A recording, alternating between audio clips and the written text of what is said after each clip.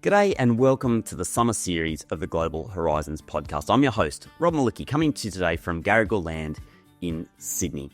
And late in 2024, I was sitting at my computer looking at LinkedIn and I came across a post that literally made me stop in my tracks. The post was from today's guest, Kent Anderson, who's a total legend in Australian international education, and it was an announcement. Kent was announcing that he's retiring. And I couldn't believe it because he has been such a force of nature in our industry for such a long time. And he's a young man retiring. Kent, really? But I thought this would be an opportunity as the very last of our summer series to revisit the conversation that I had with Kent Anderson in season 1 of the podcast. Because for those of you who've joined the podcast during season 2, this first full year of the podcast, you might not have had a chance to listen to this conversation. And Kent is just a wonderful storyteller. He's got an amazing way of reframing questions and breaking them down and tells a cracking yarn. And I'm sure you're going to love this conversation with Kent Anderson. So, Kent, if you hear this, I'm absolutely devastated that you're retiring, but good on you. I'm sure you're going to be making the most of it. And for those of you listening along at home, I hope you enjoyed this conversation with Kent Anderson. Student experience to me is the single most important thing that we do. It is our currency, not only for international, but also for domestic students.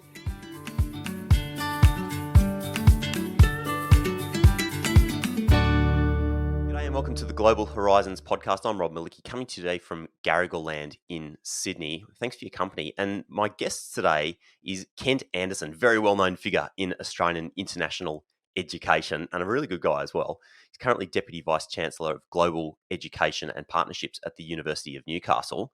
I'm really looking forward to this conversation. Kent, thanks for joining me on Global Horizons.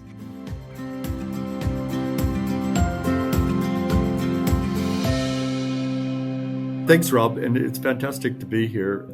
I'm on a Wabical country, but I woke up this morning, looked out my window, and there was a pod of whales going by. And, it just made me thank the custodianship that the elders of the country where I am have been looking after the lands and the water where we are so that we can do that, and thank them for allowing me to put my light footprints here for the time I'm here.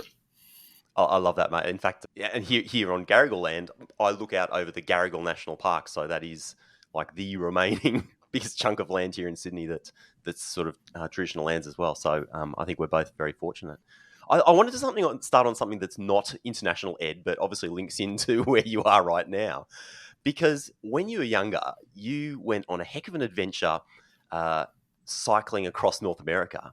But then you also did a student exchange program in Japan. So before we get in, I'd love to hear some details, but before we do, where did your sense of adventure come from, Kent? Yeah. So actually, I'll connect both of those and I'll connect them to international. But can I bring up with the origin story if it goes that way? So I grew up in Alaska, small town in Alaska. I didn't have a passport. No one in my family had a passport. No one in my family spoke anything but English. We were monolingual English speakers. And, I think my great-grandmother, one of my great-grandmothers had Swedish, but other than that, it's just very, very... But strangely, everyone in my family has always moved or been peripatetic. And so now my older sister lives in Barcelona. My younger sister lives outside Boston. My parents go between outside Victoria, Canada and California, and I'm in Australia. But I spend most of the time on airplanes, to be honest. So there is a bit of not having that international bit, but a bit of, moving around. And you can trace back both of my family trees and you'll see people have moved a lot.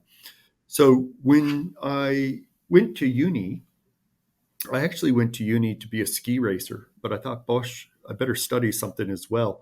And I tried to get into the Russian program because at that time it was the Cold War and most of the Russian experts were coming out of the small place I went to uni.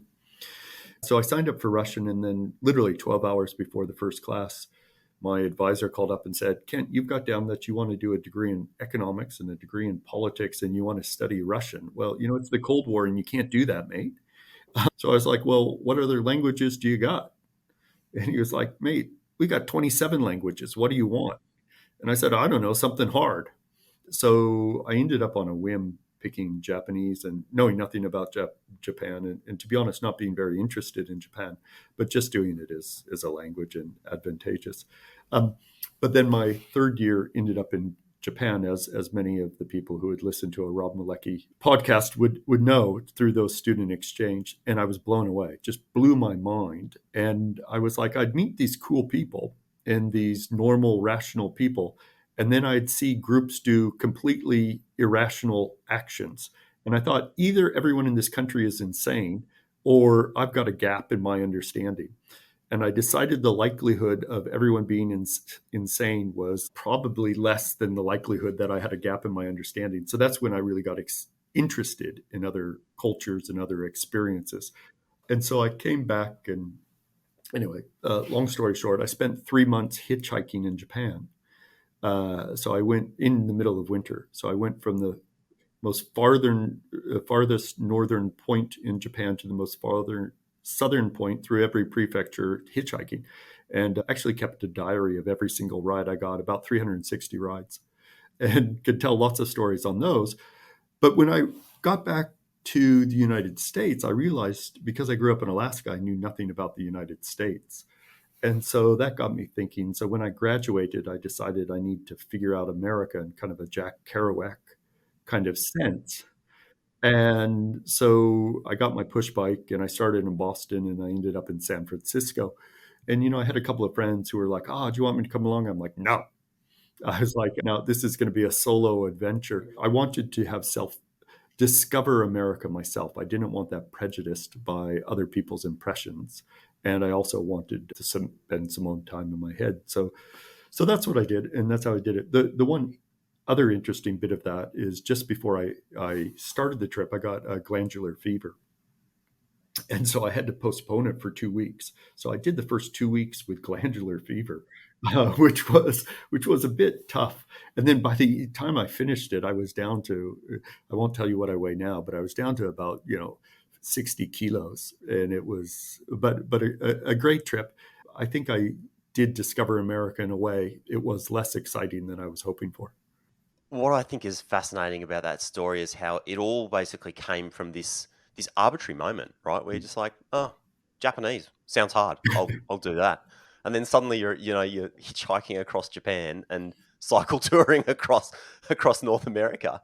Between the two countries, what were the most striking differences between going end to end in Japan and coast to coast in North America? The east to west coast of America, to be honest, I was expecting this kind of epiphany of this is what Americana is.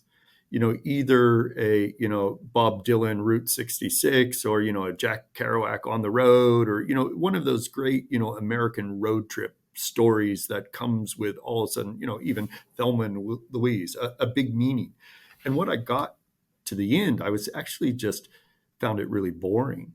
Boring in the sense that I had a very good taxonomy of the size of a town based upon, if they had a 7-Eleven and a video rental shop or whatever.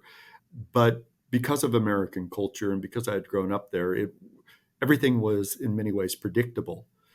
Now, contrast that with Japan, where even the commonplace was unpredictable for me in Japan because I didn't have that reference point. So some things that I'm sure Japanese people wouldn't find very interesting at all, I found fascinating. The thing like on highways, the roadside convenience stores, I just found, really, really interesting. So I think that inquisitive nature was sparked more so in Japan than the United States. I'm glad I did the United States. And as a physical activity, it was great. But as a kind of sparking of something I didn't know about, it was in some ways disappointing.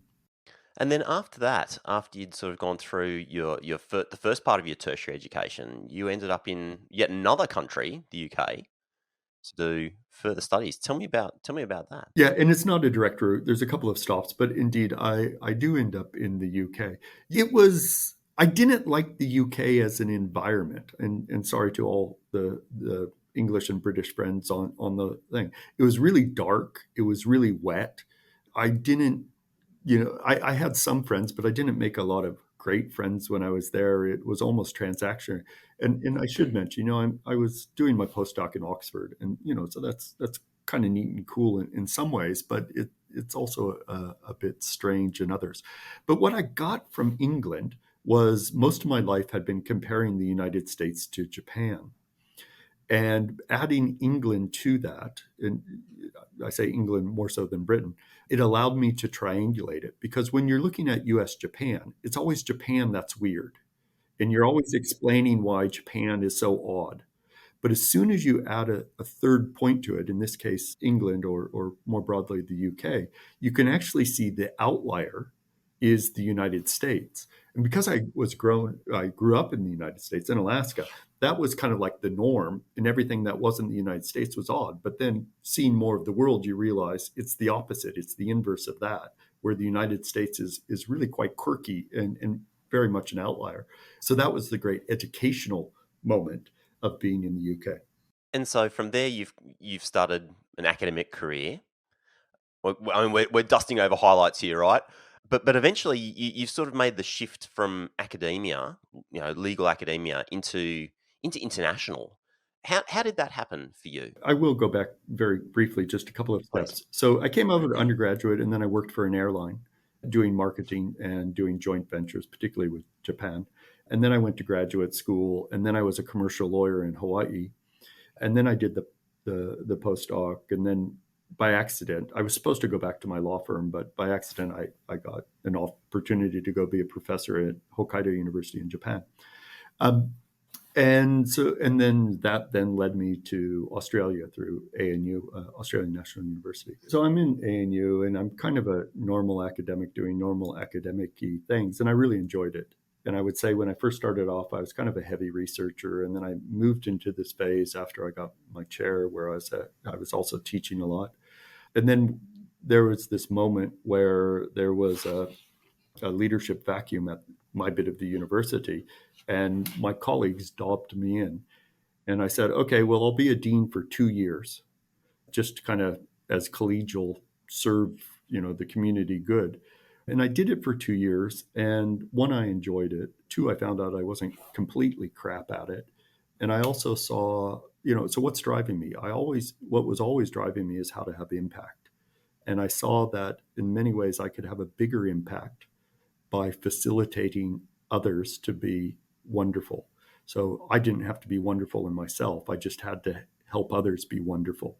And that's what got me into university administration. In many ways, that's what has kept me in university administration, is how to help others have greater impact. I once heard a VC that I know who was a very good scientist when he was a functioning functioning academic, but an active academic, say something similar. And he said, God, like I kind of got into it similar sort of route, and I realized that the administration side was fascinating, because if I could make a policy, that little bit better, if I could improve some sort of administrative function just that much, and I could add 1%, to the workloads of, or to productivity of 1,000 people, well, that ended up adding up to a lot more than the 100% that I could put in as an academic. And I thought that was an amazing way of scalability, looking at scalability, and that was certainly a fascinating thing for me to hear as a fairly junior staff member. I went, oh, okay, now I start to see why this is so important. I would very much agree with that story.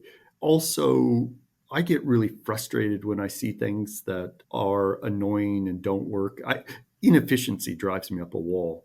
And rather than whine about it, I really like to be able to do things about it. And so that's part of it. Tell another slightly different story, which is I became Pro Vice Chancellor International at University of Adelaide. And I was working with a guy named Glenn Stafford, Dr. Glenn Stafford, and Glenn had just finished his PhD. And we're standing in my office one day, which overlooked this quadrangle. And we're looking out the window. I said, Glenn, this is a giant petri dish. We can go have impact. What do you want to try? Nowadays, you would probably tell that story with more of an entrepreneurial analogy. But the idea was, someone's given us the keys. Boy, that probably wasn't a good idea. But we can actually go try to do some things and try to affect change. I also think, this whole professional academic divide, I think, is very artificial. But I do think I brought, as someone who had, been a frontline academic, an understanding of some of the day-to-day frustrations. And I hope I still carry some of that knowledge and definitely some of that normative value about how do we make life better for particularly frontline staff, and because that will lead to a better student experience. And in the end, from that student perspective, that's what we want. I think it's a tremendous advantage to have gone from sort of the academic side into administration. What advice would you have for somebody who perhaps has started on the other side? Someone who started in international, who really wants to get a better understanding of day-to-day life and ins and outs of, life over in the faculties. Do you have some specific advice for someone like that? I don't like to prescribe, and I don't like to give, you should do this. I don't like shoulds, because I think everyone's different and everyone has different things. But some of the things that are in my mind, I think having been in an airline doing marketing, I think having been a commercial lawyer, I think having been basically a full-time researcher and then kind of a 40-40-20 academic, each one of those helped me to do the administrative bit better, and in different sectors. So the airline industry is deregulating, the kind of a bog standard law environment. So part of what I would be telling people in international ed is, I'm curbing my natural language here a little bit, but get the F out of international ed and go do something else, and then come back and bring those outside experiences in. So that's one thing I'd say. Another thing I'd say is, I think graduate studies are really important so if you're at the point where you've done an undergraduate and you find yourself in international education, I'd always be encouraging people to think about graduate studies, whether that be, an MPhil kind of research path, or whether it be an MBA or something. I just think the 4-year or the 3 or 4-year undergraduate is kind of a very contained box. And so using a bit of the time, when you've got a bit more time and space when you're in your 20s or early 30s, using that to get a bit more education, I think makes you more empathetic to one of our chief missions, being students, but it also makes you much more understanding of the other chief mission, being research, and how that fits part of the puzzle in higher education. I think of international education much broader than higher education, but in higher education. Yeah, definitely. I think taking that opportunity when you're in your 20s for sure, if you eventually go on and have family and kids and the like, it's such a luxury when you're early in your career to have that extra time, that extra capacity to go and study something that you really care about or that you're interested in. And all of that stuff is good, right? I think downstream in your career, it doesn't really matter what that is. It could be psychology or anything, but work your day job and then do something else that you're really interested in is definitely an advantage. So this is a podcast, so you can't see me vigorously nodding in agreement to that Yeah. statement. To be honest, I really don't care what people have studied. I care that they've gone out because they had a hunger for new knowledge, and they had the kind of inquisitive nature to pursue that. Absolutely.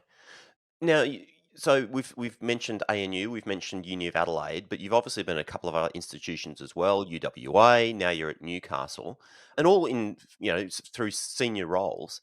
So there's a lot of transition that goes between when you move between institutions, and every institution has its own nature. What have you or what advice would you have for people about changing institutions? Is there something that you've learned as you've gone along where you're like, I now know that to get up to speed at an institution, to try and get on board, find the right stakeholders, get on board with them, etc. Here are a few things that I would do if I'm doing it another time. Yeah, what an interesting question. So I'm going to string together a couple of thoughts here. The first one is, as you say, I'm at my 4th Australian university over 25 years. And 3 of them group of 8 and one of them not group of 8. The choice to be out of a group of 8 was a conscious one. I was kind of like, I'd seen it from that side of the world, and I wanted to see it from a different side of the world.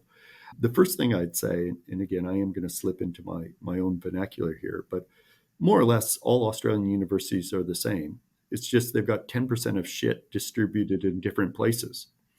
So the question as you come in is finding where the 10% of shit is. because it's there. I mean, again, at least my 4 data points. And the way my mind works, and I'm going to confess a vulnerability on this, but let's do the upside first. The way my mind works is I love that period of the beginning where you're trying to figure out how things go together, and you're trying to find where the shit is, and you're trying to find out who the allies are, and you're trying not to step on the landmines, or, in the old faulty tower ways, don't mention the war. You're trying to figure all of that out. I find that really, really exciting and energizing. And then the next phase where you're like, okay, I've kind of got this enough figured out. Now let's try to put together what is the plan that works for this specific institution at this specific time. I love that bit too. And then the next phase, which is, okay, let's go get everyone to sign on to this. Let's sell it. Let's get it agreed. I love that phase too.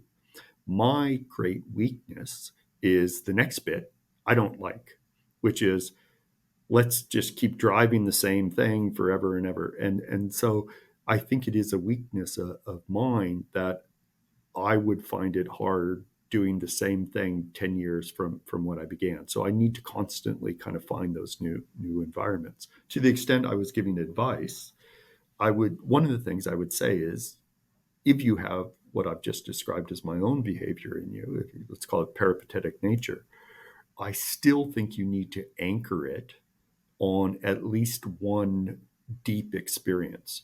So I did 11 years at ANU. You can't just always be floating on the top. You need someplace where you go deep so you can understand that and understand that perspective.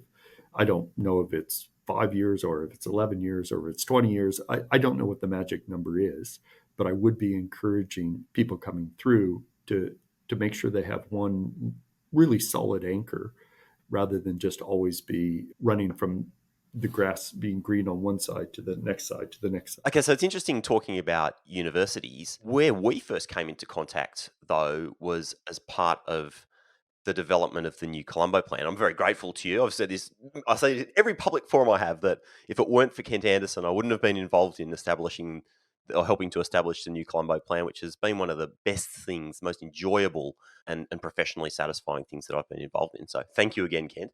But so this was a project we were setting up for Australian government. And then after that, so Julie Bishop, after that, you have also worked as a senior advisor to the Education Minister, Federal Education Minister Dan Tehan.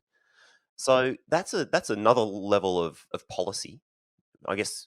So what would you say are the sort of similarities and differences between working within an institution, policy inside an institution, and policy at a government level? So the first thing I'd say is, all the way going back to the story I told about my undergraduate years, I had an interest in policy. I did a degree in economics. I did a degree in political science. I was relatively politically active, and in the sense that I pass out things at the sausage sizzle and stuff like that. So I was always interested in public policy in an Australian context, because I am a migrant.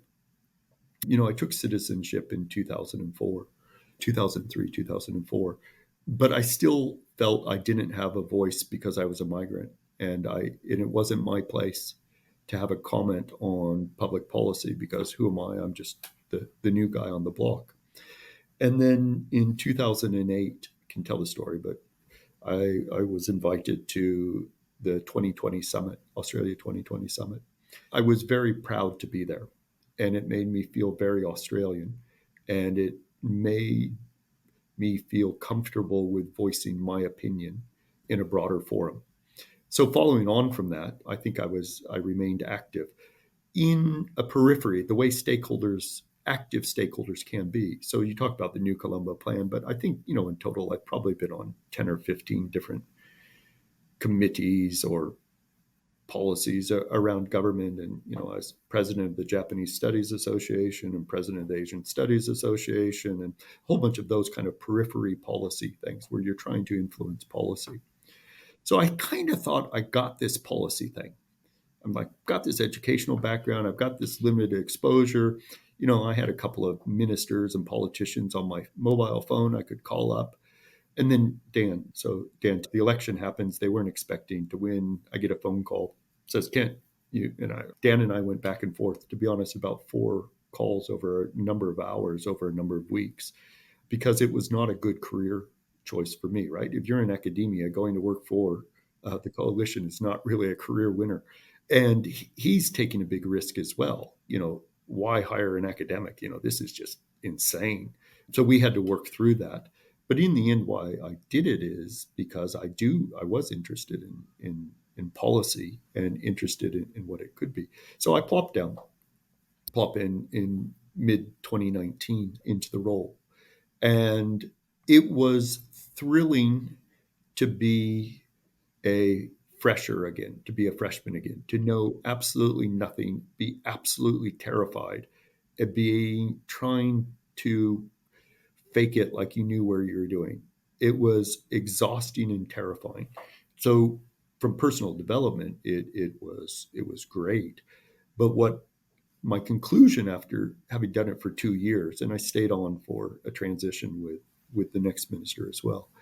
My conclusion is I knew absolute fucking nothing about policy before I got in there. I think I do have a better understanding of it now. I think what I was doing beforehand, it was contributing. It does contribute in a very, very important way, but it's only just one layer of a very complex equation. How complex is it? So, because most people, I mean, I've seen a little bit behind the curtain as part of that new Colombo plan development process, but I haven't really seen behind the curtain. How complex is it back there? Think about the most complex thing you've ever thought about, and it's beyond that.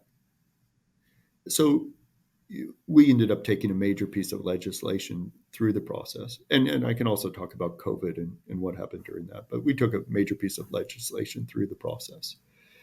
And, the bit that I'm good at, which is being an academic and thinking about policy and thinking about what you want to achieve and thinking about, that's only one bit. And to be honest, a very small bit of the puzzle. Then in our big piece of policy, there's lots of people in the room, but there's 3 core players. So I'm the one who's the academic who's thinking about that. We've got a public servant who's been in the public service for 30, 40 years, who just, without his expertise of how those intricacies worked, we wouldn't have got there. And then I had a minister who understood the political process. I thought I knew it, but I knew nothing. And watching him was just, it was just like, if you're an amateur skier and you watch a professional skier, it was just such a whole nother level of his understanding. And you needed all 3 of those pieces to come together in order to do it. If you don't have one of those pieces and you're trying to do big reform, it's not possible. And so that was the big complexity or big learning for me. Also, I only had one piece of the pie. There's no way I could have got there without those other 2 pieces. So, shifting back to Australian international ed, you're now at Uni of Newcastle. What are you most excited about in your portfolio? And that could be specifically at the university or more broadly in for Australian international education more generally. I've got 2 things that I'm really worried about. The first thing I'm really worried about is our broader Australian communities understanding and appreciation of international education. And we sold the broader community for 20 years. We're really important because we make lots of money. And COVID hit and we had no friends because we had been telling them we're just in it for the money. So I worry in our rebound, we're not only falling back on old unconstructive narratives, we're actually in some ways doubling down on that. Mm-hmm. And some of the very, very aggressive commercial behavior that we're seeing right now, in the short term is fine, but in the medium to long term is actually going to alienate a lot of the Australian public. So that's my number one concern. And it's interesting because it was a pre-COVID concern, but I'm actually more worried about it post-COVID. The other one I worry about is student experience. To me is the single most important thing that we do. It is our currency. not only for international, but also for domestic students, I do worry that in our digitally enabled, modern, high-tech educational environment, a lot of what you and I were the great bits of education have been lost, or I don't think they're lost. I think they're optional, and not everyone is opting into them. And so I really would like to come back to student experience and how we ensure how that's the primacy of everything that we do. And there's lots of examples, and in a podcast I don't want to name names, but there's one very prominent example in Australia of a university and a school which is making tons of money hands over fists, which one I think alienates the community. But I also think in many ways, because that is the driver, it does not deliver a good educational experience for those students. And that makes a great vulnerability. So those are my two worries. I'll pause there, but you can lead me into the positives if you want. I agree. I spend a lot of time in the digital landscape, whether it's social media, new AI technology, these sorts of things. And to me, things like ChatGPT, which is really current at time of recording, is going to put so much content out there. It changes the equation somewhat. Like content by itself is not the thing anymore.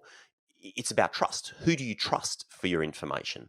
So I think unis are well placed in that sense. But then beyond that is the user experience. Just like you say, like the student experience online is the user experience. Is how do we create experiences that are remarkable, that actually make people want to engage? And those organizations that manage to create incredible experiences, or experiences where you can add on lots of things, they will thrive, and the ones that don't are going to really struggle in the years ahead. So let me use that as my springboard to my optimism. Yeah. So it's about experiences that are amazing. It's about experiences that transform who we are as people, right? That's a cliche, but it's cliche because it's true. My time in Japan, as a 20-year-old, fundamentally changed who I am and where I was going and all of that. So my optimism is, how do we get more of our Australian community? How do we facilitate them to have those amazing experiences? And going back to the New Colombo Plan, but I've spent a lot of time thinking about the instrumentality, the policy way you facilitate that to happen. And so I am now more convinced that short-term programs that are put together in a very constructed, conscious way can have as much, if not more, impact than long, unconstructed programs. I think there's still a role for unconstructed programs, but I get really excited about that. And I sit down with a group of students who are just coming back, or more often I meet with our students who are overseas, and their minds are just boom, they're just exploding. And, again, I was that 20-year-old kid, so I understand what that feels like. I'm really excited about that. And, going back to University of Newcastle, we're pretty good at this. We probably would be definitely in the top 10 historically. Yeah, the goal I've set for ours is to be in the top 3 for a percentage of undergraduate students that have an international experience. And we're going to be there. We're very close. We're going to achieve that. But I also have done that in an environment where 25% of our students are in the lowest socioeconomic category. We have the largest number of Indigenous students in the country. We, first and family, everyone's got a lot of first and family, but, we are serving a demographic that is very different than my 20 years in the group of 8, where many of those students, as a matter of fact, we used to target them. You've had an international experience growing up, we'll just write on the back of that. Whereas Newcastle is a different equation. And yet we're achieving top 3 in the country. That to me is more satisfying than almost anything else. It's been awesome chatting, Ken. I'm really grateful for you taking the time to chat with us here on Global Horizons. My guest today has been Kent Anderson, Deputy Vice Chancellor, Global Engagement and Partnerships at the University of Newcastle. Really looking forward to next time we catch up in person, Kent, and thanks again for joining us. Thanks, Rob. And I do hope someone gets this far into it, and I do hope they get to hear that, Rob Malecki really has been a pioneer in the field, and he has changed our system for the better. And I can tell specific stories about how he influenced the minister in the settings. The Global Horizons podcast is brought to you by the Global Society, Australia's learning abroad support company.